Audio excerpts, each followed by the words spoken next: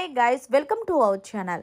Big Boss season 8లో మరో weekend వచ్చింది. ఇక వీకెండ్ వచ్చిన హోస్ట్ నాగార్జున యష్మి దగ్గరికి వచ్చి ఆగి, యష్మి ఏంటమ్మా నీ ఆట అనేసరికి ఒక్కసారిగా భయపడింది. యష్మి, నువ్వు ఆడే విధానం చాలా బాగుందో, ముందుగా నీకు కంగ్రాచులేషన్స్ తెలియజేస్తున్నాను. ఎందుకంటే నువ్వు చీప్గా నిన్ను ఎంచుకున్నారు కాబట్టి. మరి నామినేషన్ టైంలో నువ్వెందుకు మధ్యలో మాట్లాడేదానివే నాకు అర్థం కాలేదు అంటే, అలాంటిది ఏమీ లేదు సార్.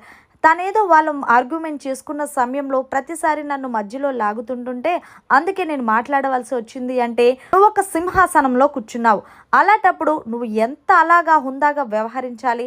అంతేగాని నీ ఇష్టం వచ్చినప్పుడు ఎవరో నీ పాయింట్ తీసి మాట్లాడినప్పుడు నువ్వు వేరే లెవెల్లో రెచ్చిపోయావు. అంత రెచ్చిపోవాల్సిన అవసరం లేదు యష్మి. ఇక్కడ నువ్వేం మాట్లాడాలనుకుంటున్నావో అది అవతల వారికి అర్థమయ్యేలాగా క్లారిటీగా మాట్లాడాలి.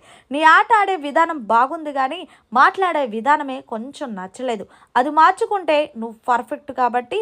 సో ఆలోచించి అడుగు వేసే ముందు ఒక్కసారి థింక్ చేయంటూ మంచిగా బయట యష్మికి ఏదైతే కొంచెం నెగిటివిటీ ఉందో అది అర్థమయ్యేలాగా నాగార్జున యష్మి దృష్టికి తీసుకెళ్లారనే చెప్పాలి. మొత్తంగా యష్మికి ఇచ్చిన బూస్టప్పై మీరేమంటారనేది కామెంట్ చేసి చెప్పండి. మరిన్ని లేటెస్ట్ అప్డేట్స్ కోసం చూస్తూనే ఉండండి మన ఛానల్.